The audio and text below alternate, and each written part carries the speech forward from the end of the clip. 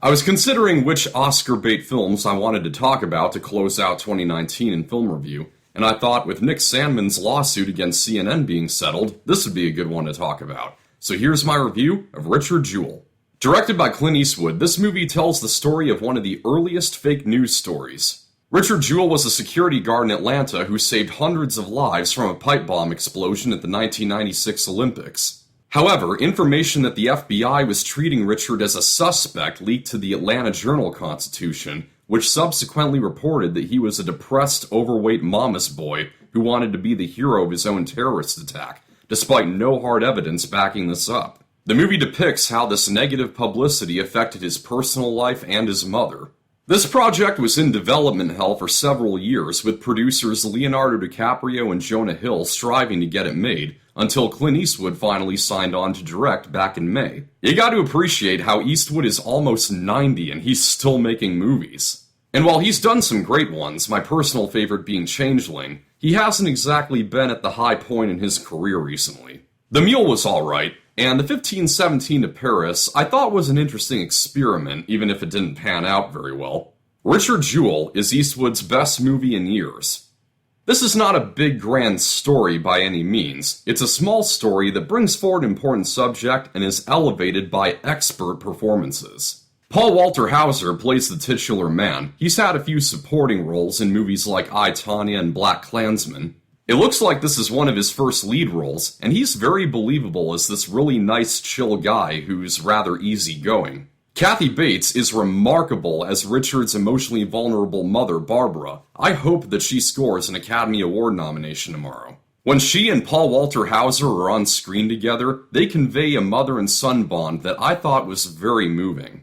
Sam Rockwell, who is starting to become one of my favorite actors, plays Richard's lawyer, Watson Bryant, and he also gives a first-rate performance. One of the most compelling parts of this movie is his friendship with Richard that started 10 years before the whole debacle started. Most of the time they're great friends, but when the FBI starts investigating Richard's house, Watson sees how they're taking advantage of him. Richard, having been a former police officer, has this very firm respect for authority and does his best to be compliant with them. Watson reprimands him for letting them do this, and Richard gets very frustrated with him for wanting him to act differently than who he is.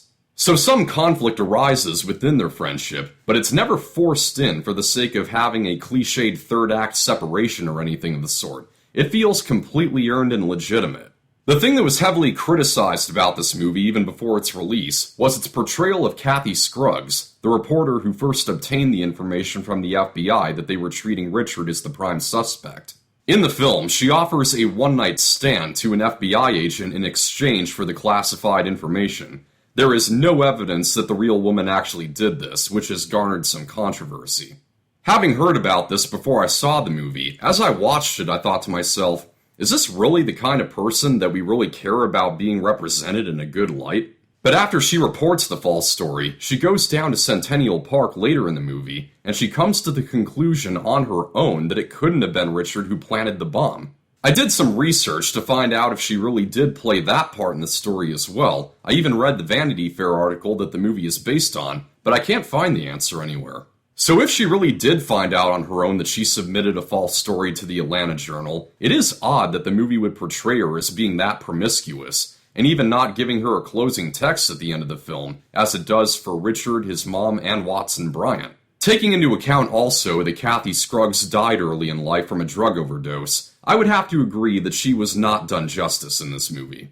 Some think that the media right now is only using this aspect of the movie as a diversionary tactic, which may be true, but I think the point still stands. While on the topic of the media right now, it is apparent that this movie has something to say about the present. And unlike Black Klansman, it doesn't desperately try to drive it into your head that it's about today. Instead, it just shows you the story and allows you to think about how it might relate to today. And this is a timely film. It made me think of people in the last few years who've been wrongly vilified by the media, like Nick Sandmann, as well as Brett Kavanaugh and Officer Darren Wilson, to name a few. Watching this movie, I imagine that this is the kind of emotional distress that they and their families have gone through. We can be quick to believe any headline that we come across without looking into any of the evidence. I admit that I myself have been guilty of this before. This movie shows how important it is that 1. The media do their jobs, and 2. That we take some news stories these days with a grain of salt. So Richard Jewell is one of Clint Eastwood's better movies of this decade. It's a fantastically acted drama with timely themes, and it sets the record straight on a good man who is wrongly defamed, even if not all the people involved in the story are done justice. I'm going to give Richard Jewell a 72%. That's a wrap. Thank you for watching. I hope you found this review helpful. Like and share, subscribe for more. This is Pop Culture. I'm Alex Pop.